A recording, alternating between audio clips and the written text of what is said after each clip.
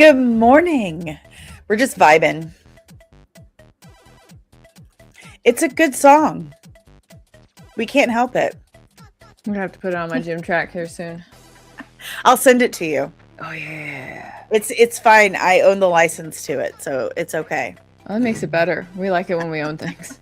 Right?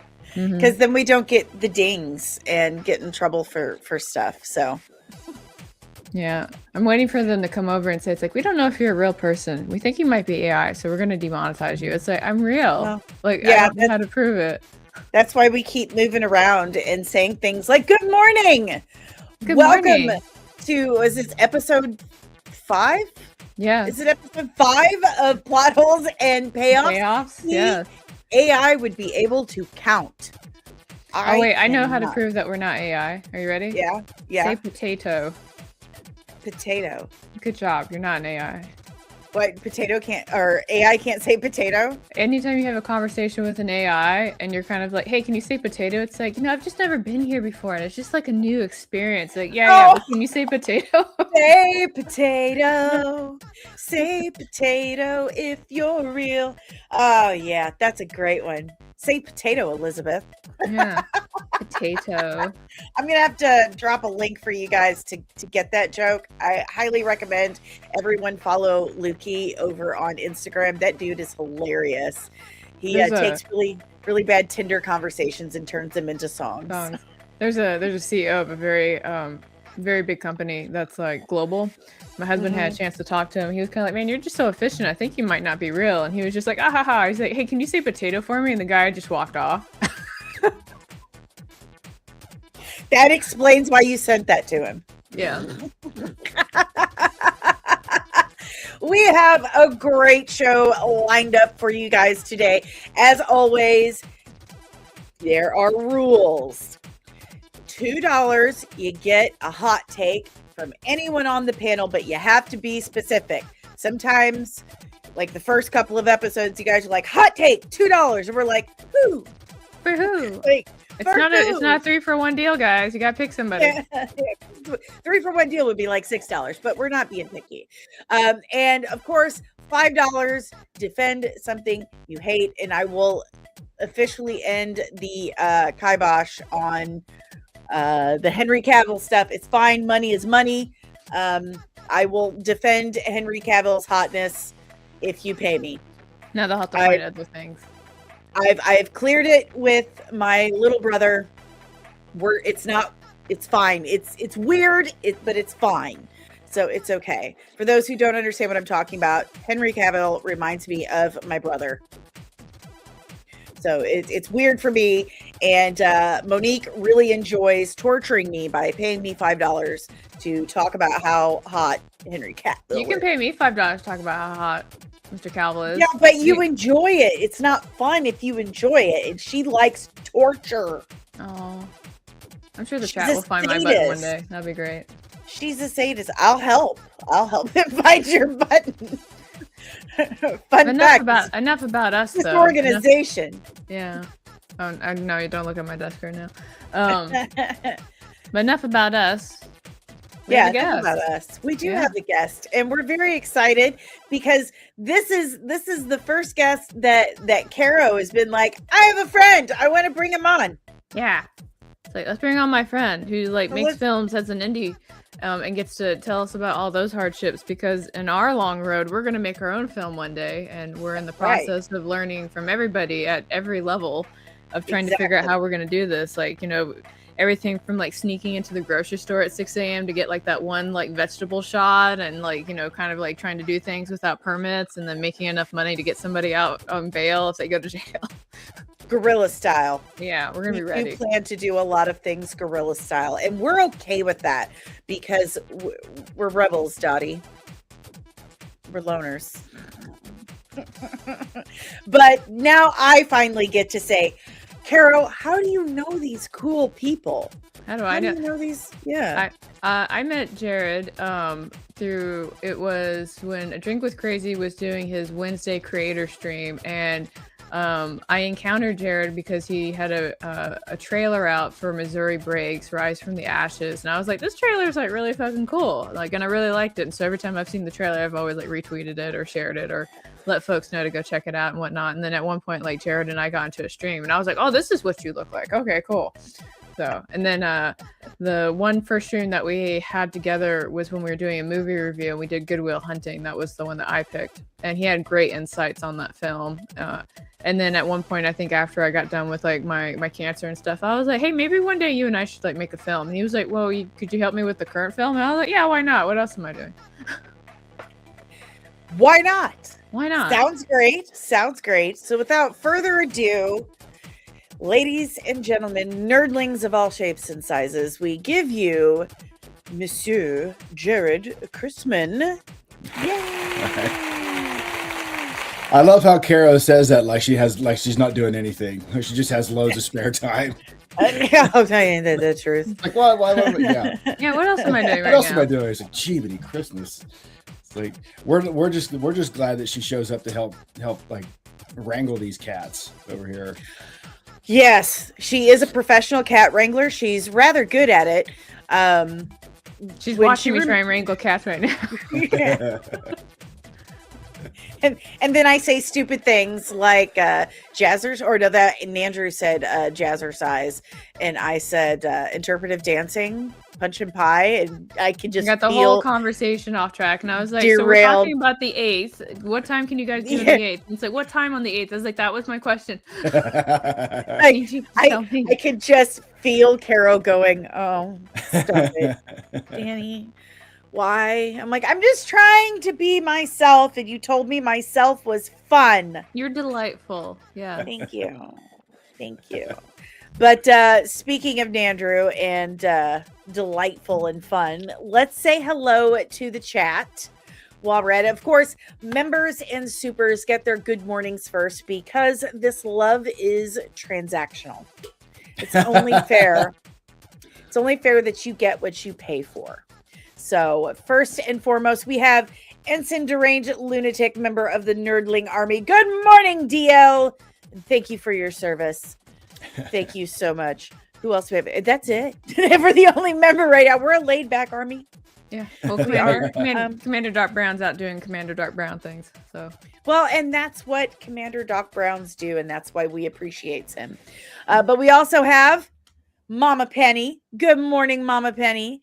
And she's not in the Nerdling Army. You can't. She is to me. That's stolen valor. Every chat I go to, I'm like, there she is. It's like wherever I go, I can find her. I know.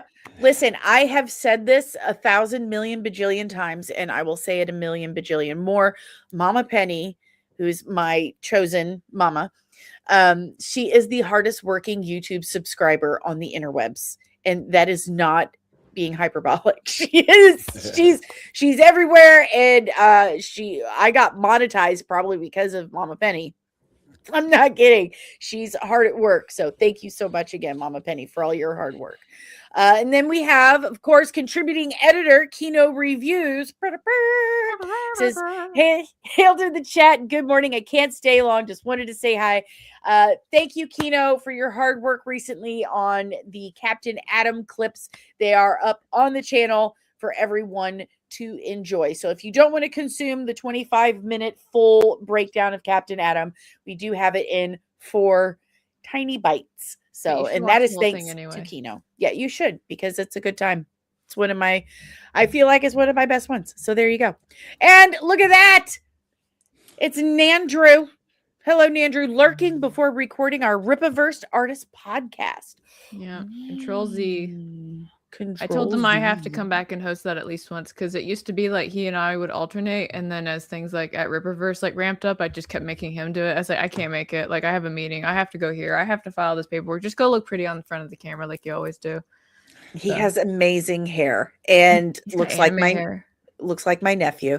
And he really does. It's like, seriously. There's some really huge news with Ripaverse right now. Dude, and how awesome was that announcement yesterday? Yeah, really happy and proud of all of you. So congratulations. I know Danny's like, how long did you keep this from me? And I was like, You know, I never ask that question. I just state like, okay, so this is what she's been working on. This is and hasn't been able to share. So I never ask for her to give me secret insider information because she's just amazed that I keep it to myself. That's what it is. I'm very impressed with that stuff. I have secrets I have to keep to because of, stuff, but I usually tell Carol. Anyway, I don't have anything juicy for you right now at this point. It's just getting books out right now and chasing artists and writers being kind of like, where's your stuff? It's like, I was thinking about doing it tomorrow. It's like, oh, that's cool. You can do it right now. I need it today. Great.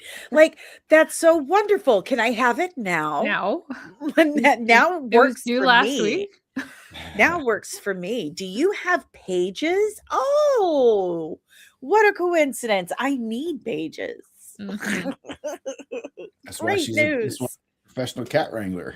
It is. And I love it when she's scary. I know other people don't, but I really love it when she's scary. And it doesn't matter if she's scary to me or someone else. It all works.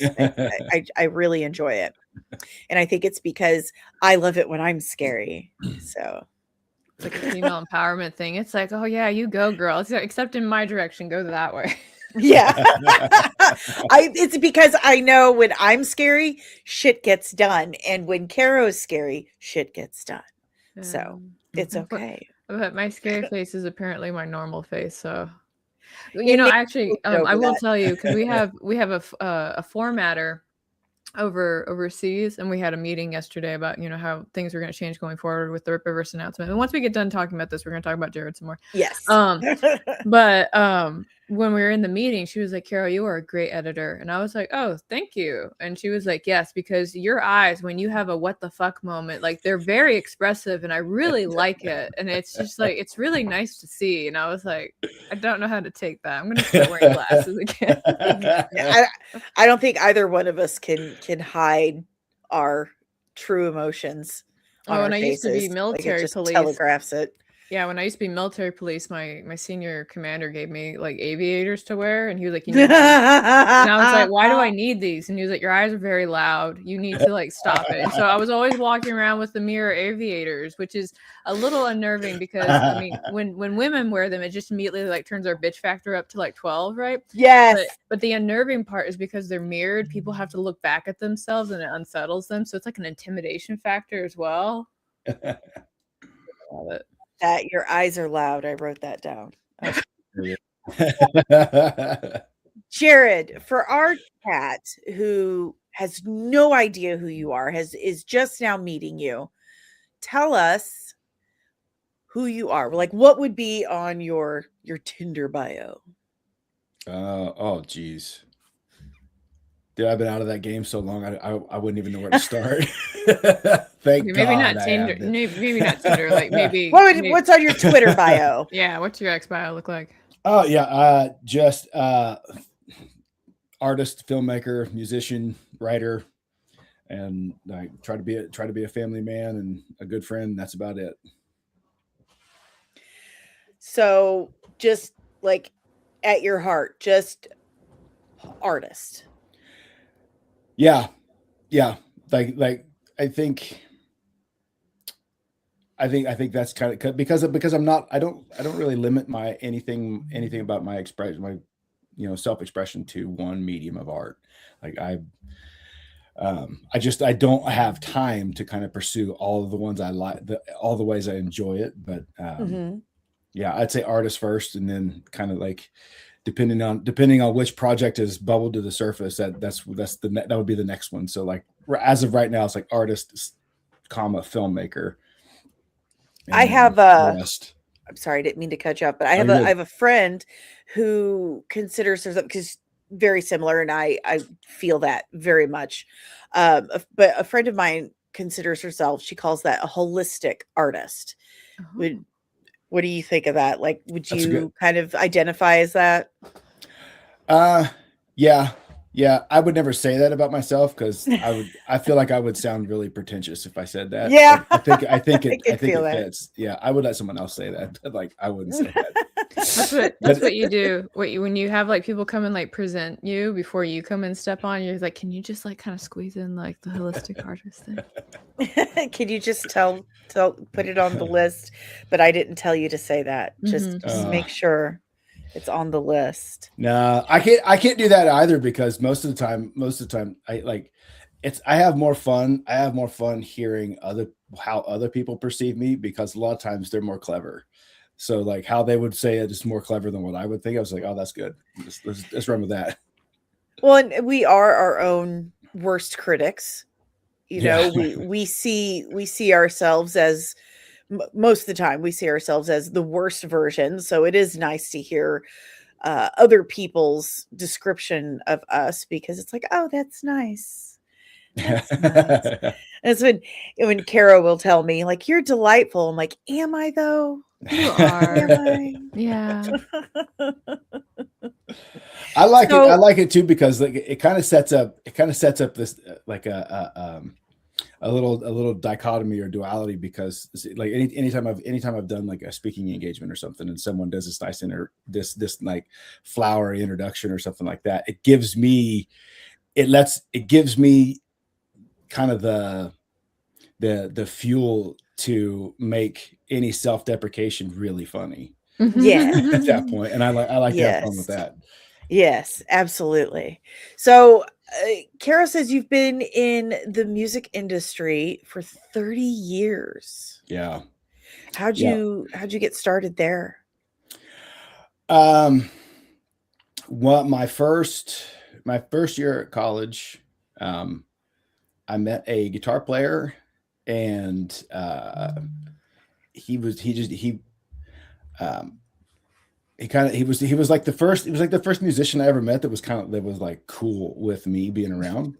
Yeah. And so we just hung out and like I started learning guitar, writing music. It's like, I really like this. And so I dropped out of school and like the year ended. I was like in disciplinary trouble anyway. So I just never went back. Yeah. And started playing music and started playing gigs. I don't know, probably when I was 19, started playing gigs. And then through my 20s, I just kept progressing, going through bands, and then eventually got a record deal with Victory Records in a band called Corpus Christi. And then at the same time, I started working for this recording studio and artist management firm. The studio was Legend Underground Studios, and the artist management firm was Alert Entertainment. And we did. So I had these two kind of like these two streams of. It was cool because I was in two different versions or two different kind of channels or avenues of the music industry at the same time. So I was seeing learning a lot about the industry from two perspectives at the same time, which was really awesome. And like looking back on it, I told my boss the other day, I was like, dude, my old boss, like, dude, I should have been paying you that whole time because like the education that I got out of that was you can't put a price on it. Like it was so cool just to be able to see all the whole thing. Because a lot of people start one place in the music industry and they take that for a while and then they they take a turn and they take another and like it kind of takes some people a long time to accumulate the amount of learning I was able to accumulate at the same time. And it also was cool because he got it like with me being a musician. So like I could go on tour for a month and a half and then come back and hey man, still your job was still there. Yeah, it was great. It was great. That's incredible. So what genre were you in? So Corpus Christi is really heavy metal, like actual metal. Like I saw a picture of him when he had like the big beard, and I was like, is that Jarrod? Yeah. Now that was in Missouri Breaks when I had the beard. In Corpus Christi, like I was clean shaven, but I had hair like down to here. Like I had really that was what I saw. Yeah. And yep. And it that would be Let's see if I one of can my find hot it. takes. If somebody had a hot take, it's like, because like I'm very snobbish when it comes to metal, and I mean, but as yeah, you should be. It sounds like me in books. It's like somebody's kind of like, tell me what you think about this book, and I was like, do you have like 2 or 10 hours? Like which one? yeah, but yeah. So that one was really yeah. You would say it was. I think we got lumped in most of the time as like metalcore, because we played Mhm. we did play mosh and breakdowns, like from they were really hardcore influenced. But I think most of the time we were just metal band. Like we didn't. Yeah, there it is. Yep. Found it. Look at that fresh face, man. You look ready like you're about to start a marsh pit. There are a few things. Oh. There are a few things better than starting a good mosh pit. That is a fact. I've been in a few myself. When there's a concert I went to for Rob Zombie, and I was trying to get into the mosh pit. My husband got me nosebleed tickets, and I was like, babe, what are you doing? And he was like, I wanted to enjoy the atmosphere. And I was like, no, babe, I want to be in the atmosphere. Like I want to be down there making it and like throwing elbows and stuff. But you know, he likes to just sit and enjoy the music, and I want to be like in the music. So I think that was probably the last concert we went to after that, because I was like, there was no middle ground at that point, because I wanted to be there, and he just wanted to sit there. I can see that. Yeah. Have you are you from Texas? No, and oddly enough, funnily enough, the Corpus Christi is the one major city in Texas that we never played. And like the irony. it was ridiculous. And people would hit it. People from Corpus Christi would hit us up all the time, like, when are you coming through Corpus Christi? When are you going to play Corpus Christi? It's like, we'd love to, man. It's like, book us a show. Like, but That's it was funny. That is so funny. Yeah, So Houston, Dallas, Fort Worth, El Paso, Amarillo, Lubbock. Yeah, sure. Everywhere but there. I know, everywhere but oh my Corpus Christi. gosh, you played Lubbock, but didn't play Corpus Christi? Lubbock of all places. I think it was like a routing issue. Yeah, probably. But man, the road system in Texas, I could go on and on about that forever. Don't start, Danielle. I could. It's I'm amazing. I'm in it right now, but you know, I we'll know. talk about other things. I know. The first time we toured in Texas, I had our guitar player John Pauly watch the remake of The Hills Have Eyes. So we're driving through we leave Dallas at like midnight, 1 o'clock in the morning from the show, on our way to El Paso. So we're going through the West Texas desert as the sun's coming up. I was like, John, look, the mutants are over there. He's like, shut up, man. We are going to die. Gosh. Oh my gosh. That's a good friend right there. Have you ever, because you played in Texas, did you ever hear of a band called Downside? Not that I recall, but okay. I mean, I could have seen them at a show. Like there's just so many. Like they all blur together. I get it. Yeah. I'm getting old, so like my memory is just not what. Oh, you stop that. I'm not allowed to say that either. She gets really mad because we're close in age. So yeah. Age is a construct here. Except it's the actual chronological measurement. No, it's a construct. Okay, only my reality matters. Okay. Okay, fair.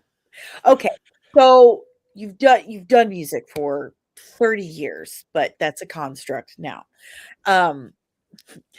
You've made the leap into filmmaking. What inspired that leap? Inspired is a strong word. I kind of I tell people I fell into it ass backwards. Because that's the best. That's the best though. Sometimes the best things start that way. Yeah. Because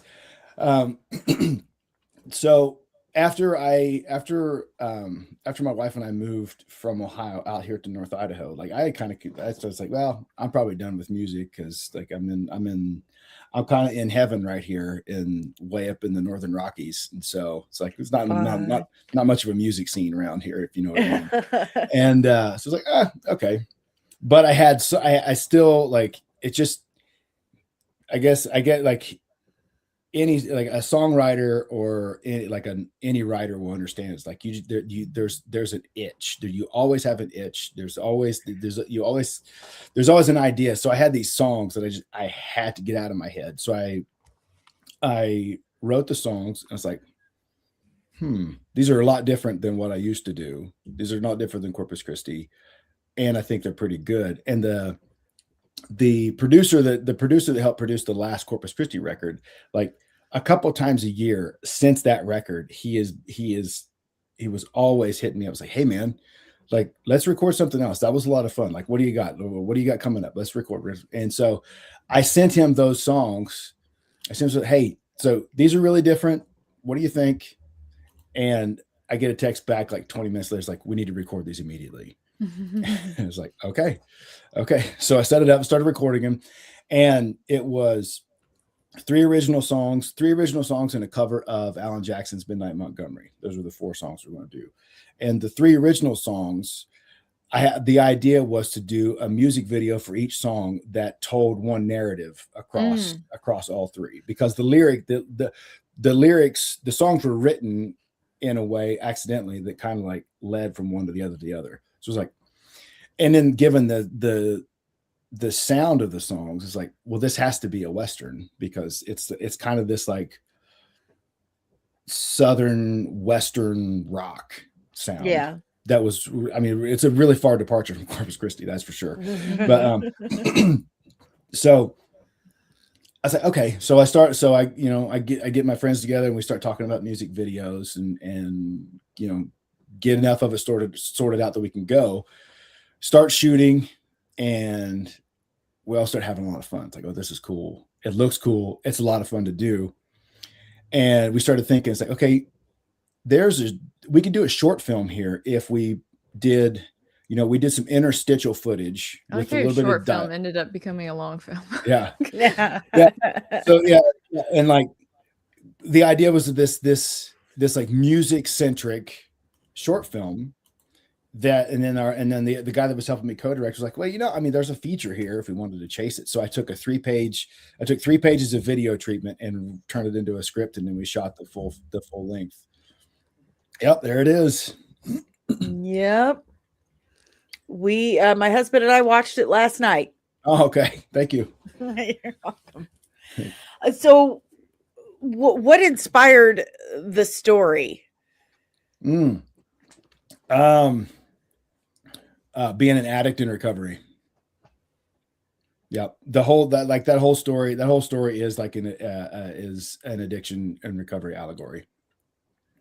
And so it usually it's funny, like when I tell people, when people have seen the film and then I tell them that, there's usually this click, like, oh, and like when you recontextualize the film through that, like there are things you start to understand, some of the choices we made making the film.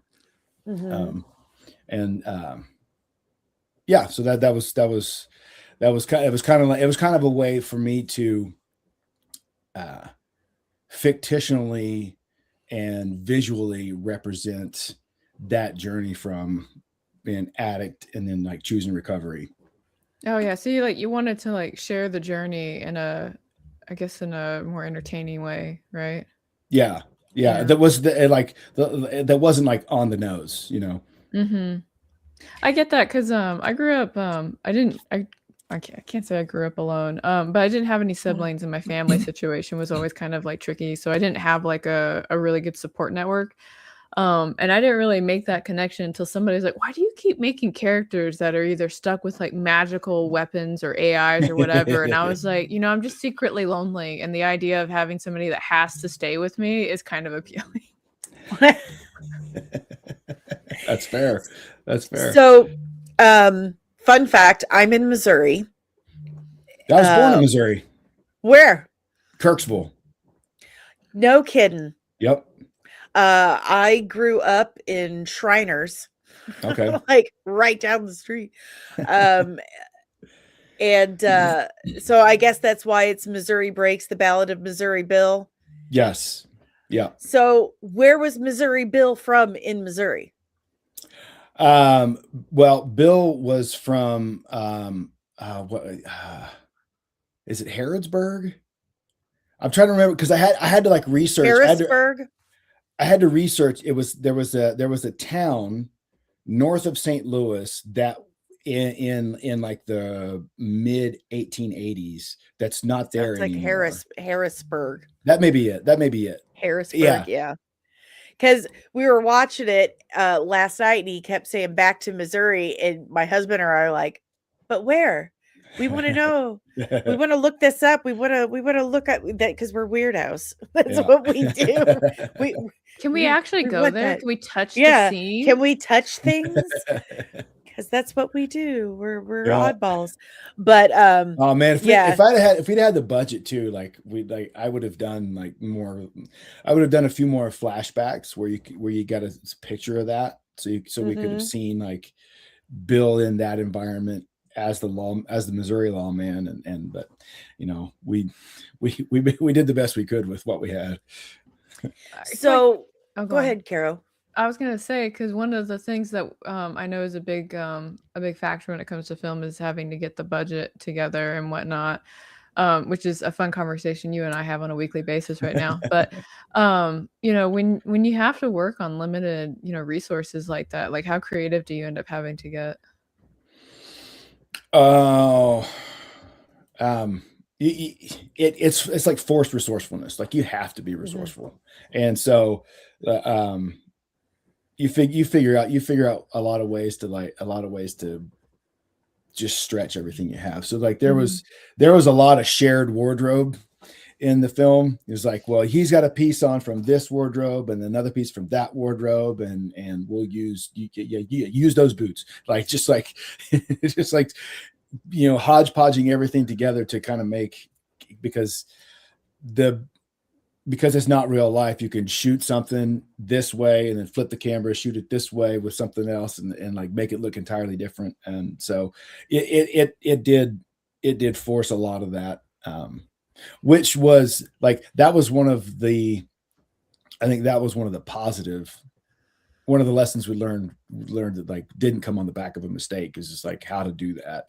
Because I mean, and really you can take the wardrobe. The wardrobe is a good example of that, because you take the wardrobe from that film and put it in one like storage bin. And but like that's handy. We stretch it across every character in the film. And so that was one way. And then the other thing too is you get really comfortable asking for help. Like a lot of that too proud to ask for help goes right out the window. Because like it's like, hey man, can you help me with this, because I can't get it done without it. And it was cool. Like we had a guy. So there's a saddle maker that's down near Coeur d'Alene, Idaho, who's his dad was in almost every John Wayne film going back to like 1958, I believe. And always worked on John Wayne films. He found out what we were doing through the the guy who owns the ranch we were filming on, and he donated the use of these historically period accurate saddles to use for the whole production. Oh wow, that's nice of him. It was awesome. Yeah, see, that's what I love about, you know, smaller budget, low budget projects, is that it does force you to be creative and make creative choices. And, you know, getting someone who worked with friggin' John Wayne so many times to donate saddles John Wayne's butt sat on those saddles, and your butt has now touched John Wayne's butt. How does that feel, Jarrod? It's pretty awesome. It was. Right? I'm not gonna lie, that was really cool. Yeah.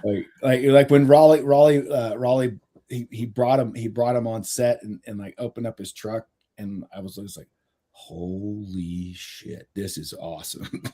Because I mean, there was one saddle that was like over 200 years. It was like 200 years old. Oh wow. Holy cow. Oh my gosh. And he's just letting us use it. It's like, holy crap, man. Thank you so much. We make sure we wipe it down, give it like the good leather oil. Oh, yeah, I was gonna say oil it. That's the thing. Like he had taken like pristine care of these saddles too. So they were all in like, it's like mostly original leather, top notch. Like holy crap, man. The craftsmanship was like, they weren't comfortable at all. They were horrible to sit in, but they were really well made. So what were some of the biggest challenges you faced as a first-time filmmaker making this film? Yeah, tell us so we can not. Yeah, so we can avoid them. The biggest challenge is not having the money to pay people to do things and having to do a lot of it yourself. Like I had never edited a second of video in my life until got that covered. until this film. So I had to learn how to edit.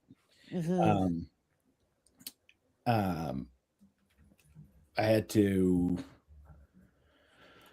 record. That wasn't a bad part, but just like it was just something else that I had to do because I couldn't afford anybody else to do it. So I had to go into the studio, record all of the strings players and everything, and record the score. I had to do all that. I had to go. Made your own OST. Yep. Oh wow. Yep. I bet your musician background came in handy for that. Yeah. And it made it a lot of fun. That was one of the coolest things for me too, was because like I got to work with some really, really good string players. And so being in the studio with string players again, only this time doing something on my project that's a movie, like that was really cool. That was a lot of fun. But then the other challenge is like just travel and like getting people, because everybody worked for free. So you're always working around everybody's work schedule, and then setting up a time, because we had to travel, like we had to go like 9 hours south of where we live for a couple of locations.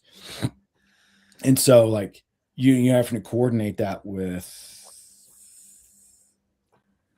7 people. So you did your own cat wrangling. Oh yeah. To like find, okay, can you take this time off between these 2 days, or like between these 3 days over this weekend? Like, can you and like just coordinating all that, and then getting everybody down there, and then trying to cover everybody's gas. Like that was a challenge. Because again, because I'm asking people, and that's the thing, is like you're asking people to give a lot with like, there's no guarantee that I'll be able to even like cover your expenses, let alone pay you for it. Well, that's crazy. Like, given the circumstances and how you basically did literally everything yourself, this is impressive. Mm-hmm. Thank you. Yeah. I had no idea. I had no idea that you had done all of it yourself. All I did was tell Danny you were talented as fuck. That was it. I was like, no, he's a very talented man. Your exact words were disgustingly talented. That is exactly what I said. It's true. Yeah. Disgustingly talented. That's very flattering. Thank you. So good job for someone who never edited before to someone who edits every single day. That's good job. Thanks. Thank you. Good job. You learn quickly. Did you have to do any of the, what is it called? I say it all the time. It's one of those things where you say it all the time, and then when you need to say it, it like falls from your head. It's where you've got like the pictures of how you're going to do the scenes and cut the scenes. Storyboarding, yes. Yeah. Again, I do it all the time. I did as much of that as I could, as I had time to do. Especially for some of the more like the important shots. It's like, we have to have this shot. It's like I would storyboard that. And then now the nice thing about it's kind of double-edged. So the more you storyboard, the better plan you can be. And sometimes that can lead to being too rigid on set and not allowing for something that, especially like with the way we were filming, because like our sets were all like real locations. There was nothing except for one we actually built a soundstage for, but the other one, like there's no, like, you just got to go with what you get, what the scene, the terrain, the weather is giving you. And if you are committed and locked into your storyboards, like you may miss something that was really cool. And so I think Alfonso Cuarón is really good at, like, he does it exceptionally well as a director, being able to like plan, storyboard, and then flex in the moment because he sees something that works better or different than what he thought. And so I try to do that. Like, I try to do that on set too, is even now, like filming this one now, is just like, if something is better or different, if something's different and it's better than what I had in mind or what the storyboard is, we'll go with that. I remember because we had one meeting where you're like, I wasn't able to film because I got rained out, but we, sat in a barn and we did all this other stuff instead. So Yeah. So and those ended up being some really cool stills too. Those are really cool. Yeah. So you're currently filming, and you have a Kickstarter for this film. Yep. You're filming Rising Tide, and I'm going to pull this I'm going to remove this. And StreamYard it makes you press a lot of things. So I'm going to pull this up and show everyone what you're working on now. And then I'd like you to tell us a little about it. So I'm going to show everyone the trailer, if you're okay with that. Yeah, which one is that one? Oh yeah, that's the one. Never mind. Where shadows even fear the tread. Yeah. Okay. So here is the trailer for what Jarrod is working on right now.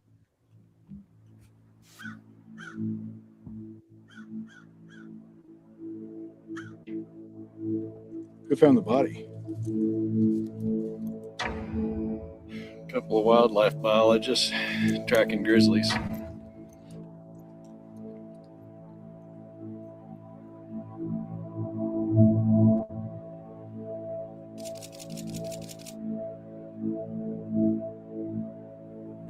What are you thinking? When's the last time you had a first degree around here?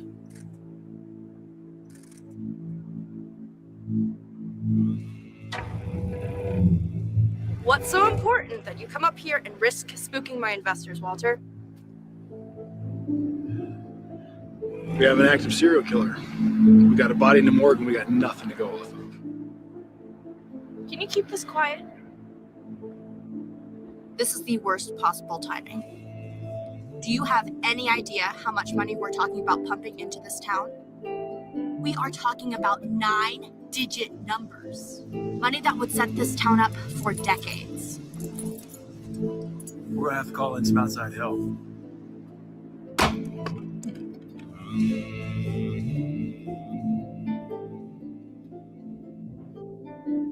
Dr. Mall? Yeah, this is Detective Marcus Fulton with Kinnixon County Sheriff's Department, and I have a case I need your help with. How many bodies? 2. Both ritual killings, both males, no obvious connection. Are you a hunter, Mr. Fulton? As much as I can be. Good. Because we're about to hunt the most elusive apex predator there is. Well, then you better get a good night's sleep. I'll see you tomorrow.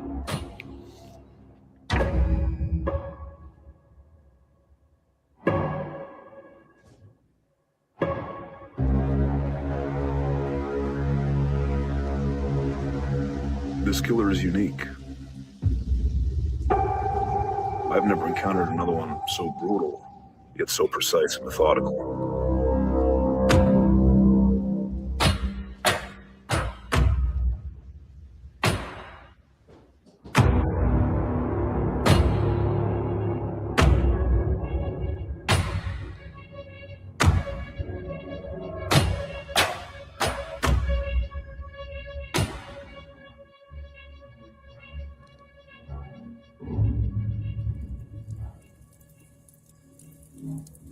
There's a reason the res is where it is. Hell, even the local tribe haven't been up there in 200 years. They say even the land is evil. I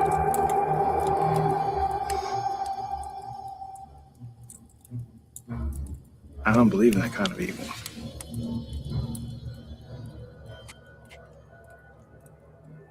Maybe you should.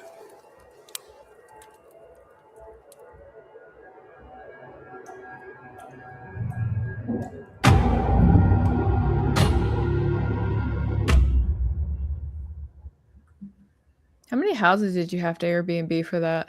Hey everyone, this is Jarrod Christman. The actually those we have an Airbnb. Those were like friends that let us film in their house. Oh, that was nice of them. Very nice of them. We've got a comment from Deranged Lunatic. Oh my, I could see where this movie could start a trilogy, a good one. Thank you. Cool. Thanks. Yeah, you're working on this together with Daniel Riley, right? That is correct. Yeah. The one and only Daniel P. Riley. Yeah. Yep. I heard about this film because Jarrod was like, "Hey, do you want to come and look at this screening thing?" And like I had just had like my surgery, and I was like, "Yeah, what else am I doing?" Right? And so like he showed it to us, and I was like, "Oh, this seems really cool." And then he was like earlier when he was like, "You have to learn to ask for help." He's like, "So can anybody here help me?" And I was like, "Yeah, why not?" Well, I can definitely see your growth as a filmmaker. I mean, and this is your second. Is this your second film? Mm-hmm. That's a lot of growth. Thank you. From Thanks. First film to second film. What all is your involvement in this one? Like, what all are you doing on this? Because I know the Missouri Breaks, you did literally everything. Are you doing literally everything on this one too? A lot of it. So, I mean, I wrote it, and then I wrote it with Daniel, and that's been really cool because, yeah, he brings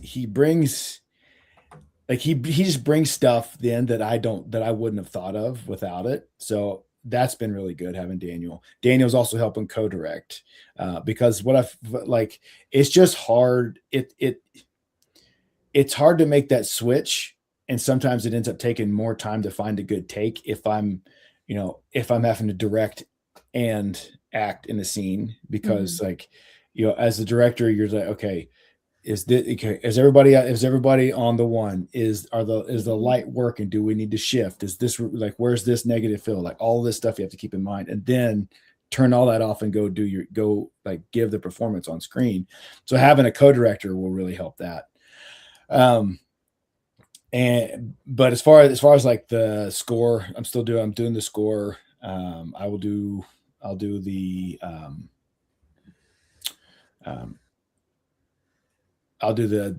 sound design and the mix, the final mix, and and the editing. That's still on me. Mm-hmm. This looks really, really gnarly. Like Thanks. what was? Oh, look at that! Oh, I know her. What? Carol Brown is a professional cat wrangler. Yes. So what was your inspiration for this film? I love this kind of movie. Like this is probably my second favorite type of movie, genre movie. And so that it was that, and then I thought like when I was thinking about doing another film, like whether I should or do another film, I was like, well, if I do another film, how many obstacles can I take off the board right out of the gate that I had to deal with on the first film. And so setting it in current day took a lot of stuff. It took a lot of problems off my plate right there, because like shooting a period piece on an American Express is really difficult. Yeah. I can imagine. Okay. I'm really sorry, but my daughter's dog will not leave me alone. I think she needs to be taken out. Kara, would you mind? I can take over for a bit. Mom, I gotta pee. Mom, I'll just move me up here. So I know when you and I talked, it was about working through the logistics of the film, and I think people don't understand all the logistics that goes in behind creating a film. So for anybody who's in the audience, like what would be one thing that you would recommend that they would have to do to help them with that? Find people that will help. Like you have to have a team, and you have to have a team that you can rely on, and that the best people for your team may not be the people you think of right away. What you really need are people that can they catch a bug with whatever your vision is. Like if you have this idea, you've got this vision, this thing you want to chase, when you tell it and when you share it with people, if they get excited about it, those are the people to ask for help. Because like there's that shared enthusiasm can work through a lot of problems. Like it can help, it can make things go a lot smoother. And so get a team, find a team, and just like do not be afraid to ask for help. Like ask for help from anybody who can, anybody willing, and it will make things a lot easier. Yeah. I know one of the selling points that we've tried to make with this film, at least from somebody who's working internally with you, is basically this is a film that we can't get Hollywood to make, and we can't get grants to approve because they like to take the safe route. So even knowing that, you can't get that kind of support. I mean, I know we're going to try and apply for grants. I say we, it's you. But I know that there's going to be grants that will be applied for anyway. But like knowing that you want to do this kind of film on hard mode, like what's the big drive behind that?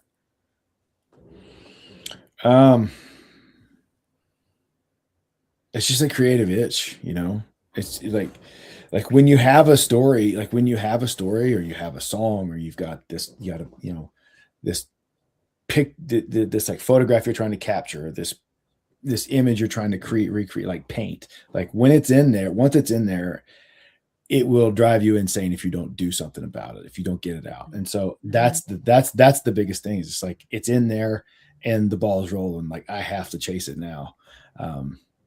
And that's it. Like I would love, no, I will be completely honest. Like I would absolutely love for one of my creative endeavors to actually make some money. That would be amazing. Wow. I felt that. It would be so amazing in my heart. And I have to do it, whether it makes money or not, because I pursue what I do for the sake of what I do. For like, I pursue this film for the sake of the film. I pursue like music for the sake of the music itself. Like I don't like, and for me, like it makes it much easier to like look at Missouri Bill. Like Missouri Bill doesn't make any money. Like, but it's like I did that. I did that, and that's something that me and my friends can watch and like look at something like, hey, we made something really freaking cool that not a whole lot of people get to do. And that's true. Like, that is like it allows that to be its own reward. And like I think that's why you can keep that helps at least for me. Like that helps me be able to keep doing it, because like if all I'm doing is like chasing a paycheck, it's like, geez, like That's How just boring. soul sucking. And then what happens, like, and like I've seen this in music so many times, is because you have a band that starts off with something original, like a spark. It's like, this is good, but it's not commercial enough. So they start chasing trends and they start chasing commercial, and then they lose that thing that makes them special. And like, I just don't need that. Like I would rather make something. I would rather be honest as a creator and feel proud of what I've done, whether it makes money or not, instead than like chase a paycheck, chase the money, and then make something dishonest. That's not truly me. And like, that's just me. Like some people have no problem with that, and like, more power to them. Like, yeah. But isn't the honesty what makes it good in the first place? I think so. Being true to yourself and being honest is, I feel like, the very crux of the creative process. Yeah. What is your creative process like? It depends. Like,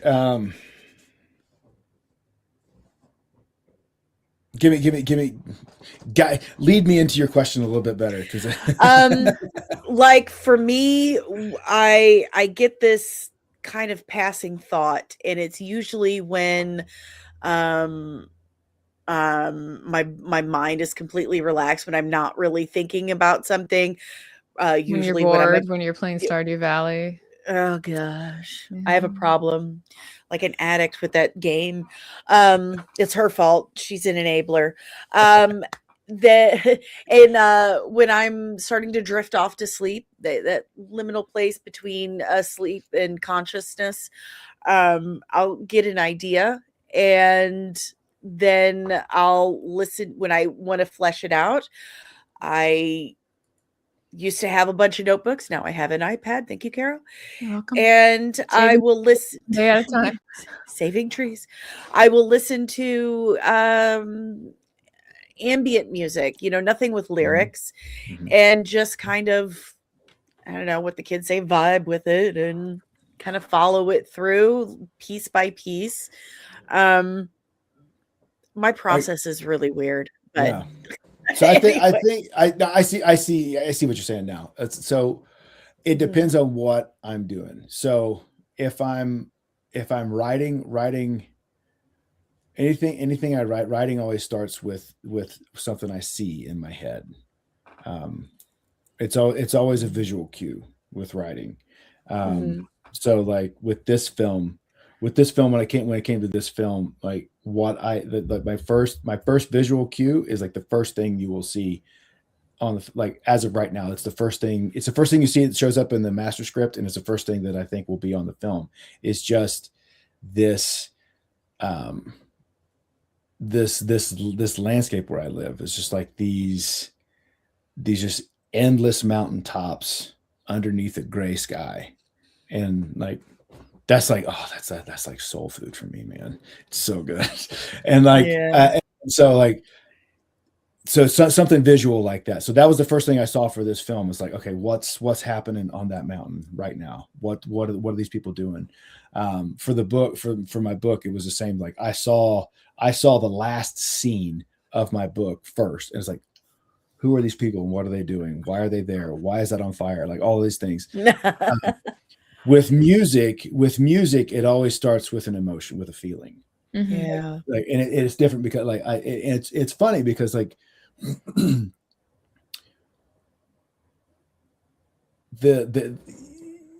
I don't, like, usually my brain is I'm very visual, very visually oriented. But with music hits different, and it's always a feeling. It always starts with a feeling, and then I will grab a guitar, like I'll get something that's like, oh, that's not going away. Let me feel that out for a little bit, and I'll grab a guitar and then just see where that goes. That's pretty cool. Yeah. That's not going away. Yeah. What Danny's not telling you is how kinesthetic she is. That's what I knew that was coming. Yeah, of course. I have to bring it up. I become my characters. It's like I have to step into their shoes, truly get to know them. I have character sheets that list their favorite color, their favorite music, their favorite TV shows. I talk in their voices. That's my favorite part. Carol loves it. That was my next thing I was going to say. So much she loves it. I do, because we'll go over a script that she wrote until she wants to read it aloud to me, and I forget that I'm supposed to be like participating. And as I'm like enraptured by this performance that she's putting on, and then I have to be like, no, wait, pause, go back. We have to talk about that sentence. But I am not an actor. So do you like remember like way back in the good old days before Disney owned Marvel? Did you ever have the Marvel encyclopedia? I've got it. Somewhere. So like with my characters, I like that first page of every character is like their stats and all of their their stats and bio. Like, I do that for my characters. That's awesome. What I love, and I was telling Caro about this last night. I was texting her about it. Like I was waiting for her to I told my husband, if she was awake, and then she texted me. I'm like, oh good, she's awake, so I can tell her this. She felt my psychic message. What I love about Missouri Bill and what I'm seeing from here is it's pure male fantasy. It is the male fantasy, rescuing the woman from the bad guy, hunting down the killer and saving people. We don't get that enough in media these days, not in cinema, not in TV shows anymore, because it's been deemed bad. It's been deemed like we should not like that. But as Caro has taught me with the books that she has me read, universal fantasy is for everyone. Everyone has fantasies, things that attract them to books, to TV shows, to movies, etc. And for men, they're no different. They have the same fantasy, the same things that attract them to, or they have things that attract them to movies and TV shows as well. And absolutely, for masculinity, it is absolutely rescuing the woman and saving the day and providing down the killer, beating the crap out of that asshole. And you provide that. That's definitely like, you swing that axe down, you chop the wood. I'm like, male fantasy again. Like, absolutely. Show off that physique, honey. You worked hard for that. It worked for Chris Pine. It was great. It works for Chris Pine. I want you to be impressed I remembered his name. It was Chris Evans you were thinking of? Yeah, Chris, it's okay. Chris Pine was our fake Captain Kirk. Oh, wait. Well, I actually really like him too. So is it Lieutenant or Commander Jim Watari says before the dark times. Yes, it was before the dark times. I'm so celebrity blind. Like, it has to like kill Danny every time. I'm like, this one guy, he was like in this film, and she's like, you're talking about so and so. I was like, yeah, that guy. Literally my 9 to 5 like is talking about that stuff like Wednesday through Friday. Cam says, Danny, you sound like you're insane. Pretending to be characters is a cry for help, which is don't tell anybody. Cam's 9 to 5. Oh my goodness. Oh my gosh. But I do love that is the crux of the films you have created, is catering to masculinity, male fantasy. I think that's brilliant. It's needed. Yeah. It's not something I set out to do consciously. It's just like, this is the kind of story I liked. This is the kind of story that I gravitated to growing up and watching film. And that's the story I guess it kind of it comes back to that, like, honesty and creativity. It's just like, I've always written the music I want to listen to. Mm-hmm. I wrote the book I want to read. I made the film I want to watch. And this is the kind of I tell the stories that I tell the kind of stories that I want to hear. And so, I'm not like consciously trying to like do that. That's just the way. That's just where I landed. It's organically happening. Yeah. Because And it's like, and the thing is, like, you think about this, like, though, like, how much does it suck that we even have to, like, think about that right now? Right. You know? Well, that's what I'm saying is you're not subconscious, or you're not consciously trying to hold yourself back from that. You're not thinking about it. You're not thinking about, well, what if this offends so and so, and what if women don't come to see this, and because you're right, your audience. Yeah. You know exactly who you are marketing this towards. You know what you're making it for. You know why. Yeah. And there's like, the thing is, like, there's so like this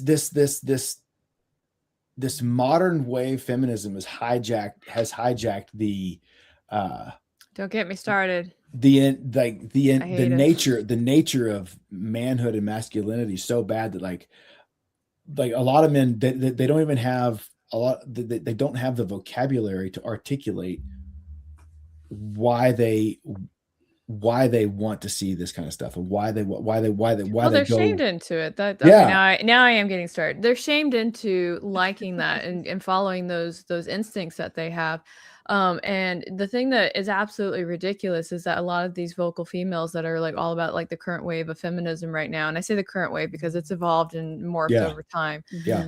But the modern women want men to still act like women, but give them everything that they want. So you want him to still provide, but you want him to act like a girl. Like, it doesn't work that way. All right. And then the other thing that makes me really frustrated is that there's no, like, we're struggling to find a balance between male and female relationships right now because of the way that media has been trying to like skew the roles of, how we're portrayed in movies and things like that. And sometimes it's just done, at an accident level. A producer comes in and says, swap out this male character for a female model because I want to screw her. Right. Sometimes it happens like that. And then when the female model is in the movie, she comes off strange because even though she's playing that role, it's still a masculine role. So it doesn't quite fit, what she, who is a very feminine looking person, is doing and acting and walking, talking. Right. And then I think the one thing that really kills me a little bit is I think we talked about it a little bit, but it's vernacular. The way that men and women talk are extremely different. And I spend a lot of time in the last year studying this because I do psychology, I work in HR, I understand. And one of the things that I do when I work with people and I'm trying to prospect to folks is I have to learn about them and I have to learn how to talk to them. It's not about how I want to talk to them. It's about how I can talk to them and get them to hear what I'm saying. That's a big struggle session that's going on right now. And with the modern wave of feminism, that's not happening. It's, I will talk to you this way and you will act accordingly. And then of course that's off-putting. Like there's actually a pair of feminists that I know right now. I can't stand them. I really can't. They drive me absolutely batshit crazy, not only because of the way that they treat and see things, but it's also the entitlement. Like when things don't go their way, they snap and being kind of like, well, I deserve this. I worked really hard and you need to give it to me. It was like, hey, you know what? I work really hard too. Like, I don't know what to tell you. Sometimes the cookie crumbles in a way that gives everybody a shit sandwich. It's like, okay, well, how are you going to give me what I want later? It's like, well, how are you going to earn it? Yeah, exactly. And the thing is, the other thing too is like it that was my TED talk. Thank you. It was very good, very good. Thank you. Like it has put men at odds, a lot of men at odds with their own their own intrinsic nature. This is like it is in a man's nature to accept aggression as a fact of life, protect, provide, and like as a man, like you are, when shit hits the fan, you need to be able to stand up and handle some business. And like now, but now we've told at least 1.5 generations, like, do you though? That's kind of bad. That's kind of toxic, don't you think? It's like, is it though? Like, and like that drives me nuts. Well, one of the because like these poor dudes are like, they have this instinct that goes, do this, but then they have this condition that says do the opposite of that. And so like no wonder like you have so many guys that are checked out that, I mean, no wonder that we are in the mess we're in. Mhm. Yeah, and like demonstrated in what Carol was just saying, we've also trained a couple of generations of people that they deserve, not earn. Mhm. Things are deserved, not earned, and that's just not the That drives way us it crazy because works. we're from the earn generation. So when it's the give me generation, we're kind of like, no, that's not how that works, Buttercup. But it, you know, the thing that really sucks is that in some places that I work, if I pick up on the like I hate saying it's women. When I pick up on those women in the workplace, I will talk to the men. I'm like, at some point, something will happen in that general direction, and when it does, you have to send me in because it takes a bitch to talk to a bitch, and if you do it, you will Amen. immediately become mom, right? Amen. And so when stuff happens, they're kind of like, we need you to go in there and do it. And so I will step in, and because this thing that you did can't do it no more. It's like, oh, well, you know, I was thinking, and it's like, what you thinking is losing me money right now. So don't. Okay, like that's just as simple as it gets. Hey, but Bill. if a guy comes and talks to you know, one of the modern women of that demographic right now, it's a shit show. HR's involved. They're claiming harassment, discrimination, all kinds of things. It's like that was toxic aggression. That was a hostile work environment. Yeah, it's like, and unfortunately for people like that, I document everything. I have screenshots, I have recordings, I have emails. And so when they're like, oh, you're treating me different than you're treating everybody else, no, Buttercup, everybody gets treated the same way with me. And when you fuck up, everybody gets to talk to me. Yep.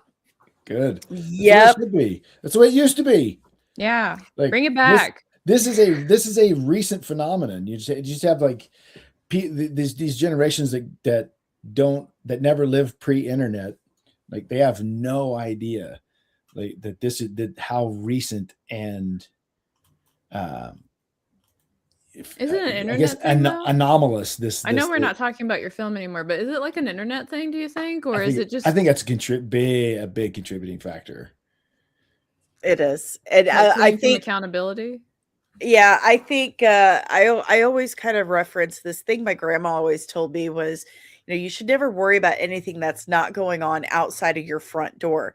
Well, with the internet and the onset of social media, we've invited everyone into our front doors, and it's given the world this sense of entitlement to knowledge and judgment and opinions on your lives and everything you do. It just it's mind-blowing to me. Like, really is that really what you think? But it does kind of circle back to what we do here and what we're talking about today, that allergies with this seeping into and taking control of entertainment, movies, television, everything. I mean, literally everything. I was saying families, like I was saying the other day that when we have gotten to the point where there's no movies to go see, there's nothing enjoyable, you know, everything is repurposed, recycled, reboot, sequel, you know, redo it over and over and over again. They're using ChatGPT to write dialogue now. All this stuff. When it comes to this point where there's literally nothing that we want to go see, it's time for us to start making our own. And that's what makes me so proud and pleased and joyful to see creators like you taking up that challenge and saying, you know what, I've got this idea and I'm going to do it. I'm going to do it. And if people like it, great. That's awesome. But I'm doing it because I want to. And I think that's the most important. That's what got all of this started in the first place. Someone had an itch and had to do it. Yeah. And just maybe we can turn this shit show around if more of us just keep taking up that challenge. Yeah. Yeah. And the thing is, like, you know, for me, like, I just looking at the state of not even the world, just looking at the state of America. Like it used to be so much different when I was a kid.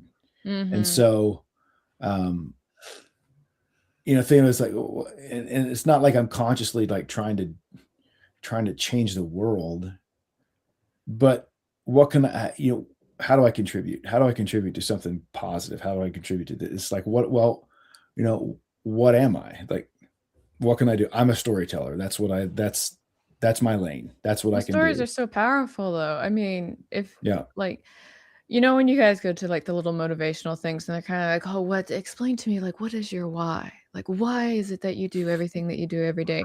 And depending on who's presenting, I either love this talk or I just want to chuck a chair at them, right? But the core of what they're talking about is the thing that defines you at the end of the day. And so when I first heard this, I didn't really know what my why was, but as I whittled it down, it was actually storytelling, was stories. I found out my why was always orbiting this, because if you look at history, a lot of our history and a lot of our stories, our morals, everything comes from fables and tales that we used to tell.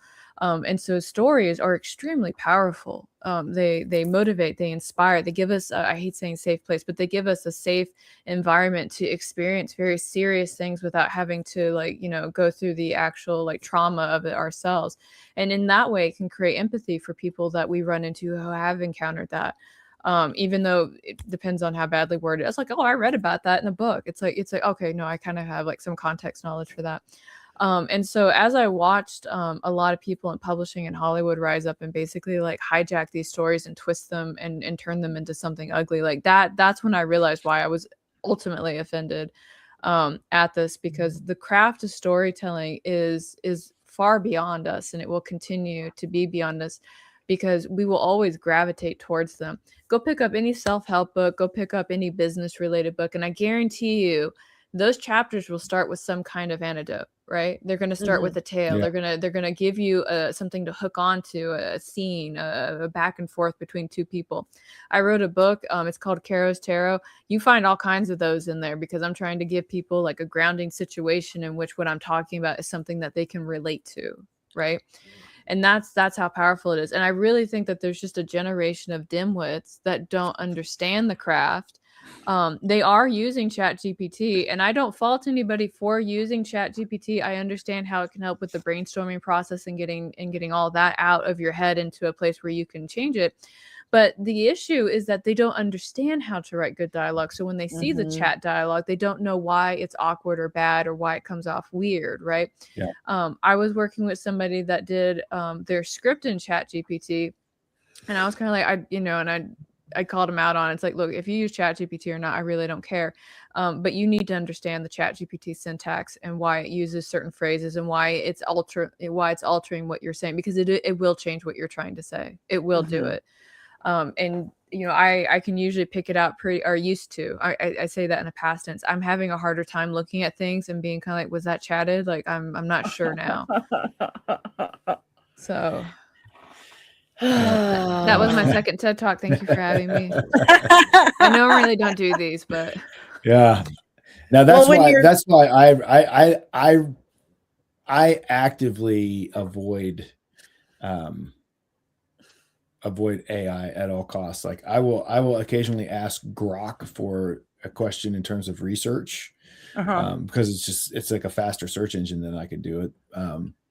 Like when we were talking about grants and like business and arts grants, like I went to Grok to ask that. And that's like the extent of my use of AI, because I refuse to consciously help train it. Yeah. Like I'm not gonna take part of that. And like, I do not, at least in terms of like creative expression and creative endeavors. Like I don't like AI is not, there's not going to be any benefit to humanity that way. And I think,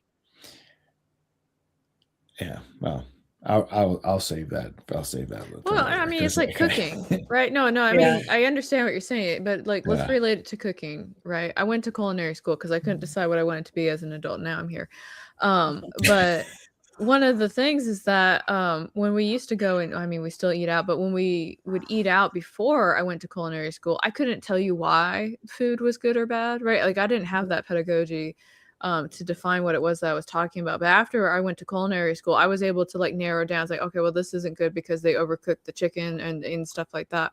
Yeah. And everybody these days is just continuing to like have lacking context knowledge about what it is that they're trying to do. Yeah. And then ultimately there's an ego and feeling involved. So when you start pointing out that they don't understand what they're talking about, they get very defensive about it.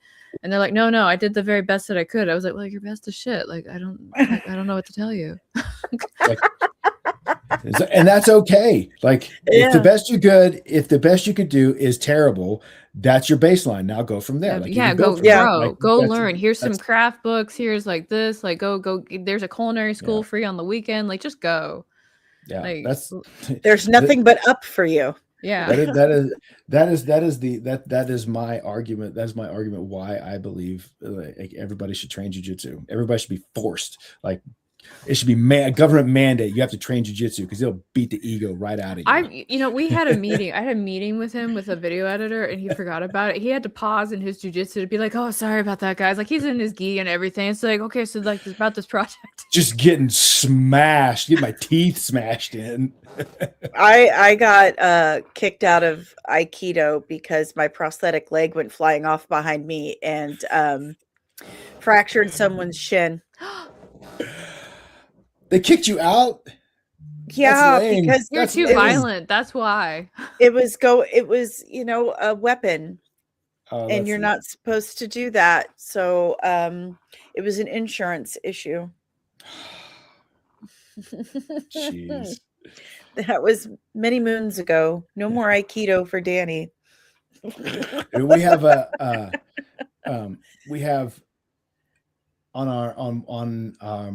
so we're in Idaho. We're in North Idaho.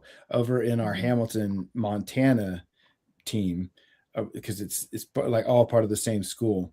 One of their black belts is an amputee, and he actively uses his nub, and it's horrible. Like he will drive it into your ribs. Like it's a weapon. It's like holy shit. Like it changes the game entirely, and he just murks people with it. It's awesome. It's like, get him, Mike. It's so good. I'm going to need you to introduce Mike into my comic book then. I have an amputee superhero. Oh, awesome. That's awesome. Well, Jarrod, I've really enjoyed our conversation today. You've been just absolutely awesome. I've really enjoyed getting to know you and your process and where this all comes from. Talented he is. Yeah. Learning where this all comes from and where it's going and what you believe in, honestly. And it's just been an absolute pleasure. And I thank you for your time today. Yeah. Thank you for having me. Thank you for waking up early. I know I made you get up before artists rise and shine time. Oh no. Like we're so far north that like now we're getting daylight at like 4:45 in the morning. So it's like I'm up pretty early, because if I don't go to the gym before my kids get up, then I may not go. I may not make it that day. So we're good, man. I was already up for a couple hours. Dreaming Tabitha had dropped a super chat for $4.99 earlier, saying that, she loves us and stuff. But then she says she wants me to defend StreamYard. I don't hate StreamYard. I don't hate it. I mean, it's got its issues and it's done me dirty a couple of times, but it's honestly the best one out there. They do keep price gouging us, and that is very irritating, which is why we ask for super chats and stuff, because this stuff is pricey. Expensive. It is very expensive. If I told you guys how much I pay a month for the StreamYard and the Adobe software, you would cry. Yeah, you would cry. Adobe's not cheap. No, it is not. Even though I have a student in the house, it's still not cheap. So that's why I'm like, hey guys, super chats. Give it. We need the super chat. details. Please help. Thank you. Yes, please help, because the internet kind of wants to get paid too. Hey, $1.99 from Tabitha for StreamYard support. I know what she wants. And of course, it's not going to show me because I'm not in the right folder. And I'm very sorry, Tabitha, because I'm not in the right folder, and it's not going to. I can't back out of the folder. She usually plays clips, so yeah. I play a clip for Tabitha. It's Thor, so I'll just say, because that is what heroes do. Is that, yeah, exactly.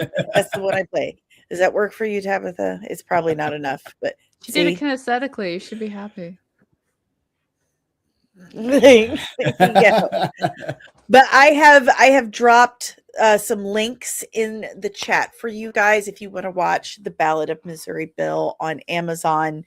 It's $2.99 to rent. It's not expensive at all.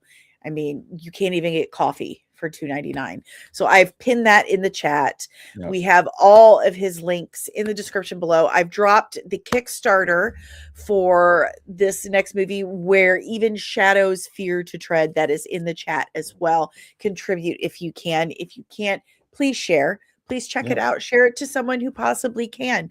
But everyone say thank you to Jarrod for hanging out with us today on Plot Holes and Payoffs. Can I throw my leg instead? Tabitha, we will talk later. Just disrespectful. She's always giving me guff and then lies about it. Gaslight me. I text her. I'm like, you're always giving me guff. I like it when you're nice. And she's like, when am I giving you guff? I'm like, how dare you gaslight me now? Right? Psychological warfare. She gave you so many hugs at MegaCon, though. She really likes you. She does. And she smells nice. Like, very nice. Very nice.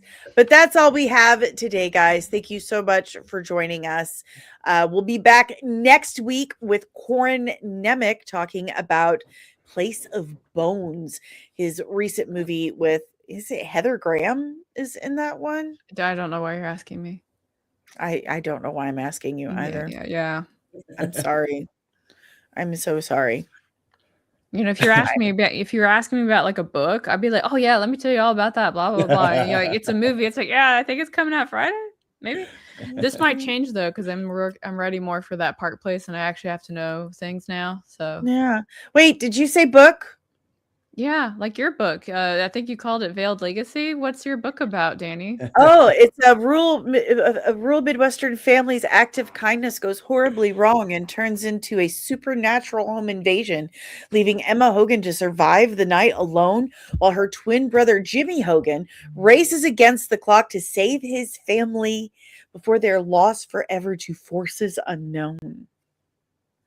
Book one's called Midwest Gothic. Thank you. If you like James Bond gadgetry, vampires, Greek mythology, you're going to love the series Veiled Legacy. And the first one is just straight action and horror, hits you in the face nonstop. This is not a chick flick. I assure you, this is definitely not good time. No nice. Chick flicks. It's a good time. I know my audience. So if you would like to contribute, there are several different tiers. You can pitch in for just $1 and get your name in the back of the book. $10 gets you your name in the book, a digital copy of the book, and for $25, you get both of those things, plus a physical copy, and for $50, you get all of those things, plus a custom personalized autograph by yours truly. And guess what? Kara's my editor. I am. That's good choice. That's why I get all the live performances. Yeah, she's my editor. And Evan Scale is my artist. So nice. Kind of hanging with some big dogs on this one, some very talented collaborators. So check it out. fundmycomic.com. It's also in the description. But that is all we got for you guys today. I hope you have an awesome and nerdy rest of your day. I will see you tomorrow for your Friday Daily Dose of Dork. Keep your eyes peeled, guys. Take care.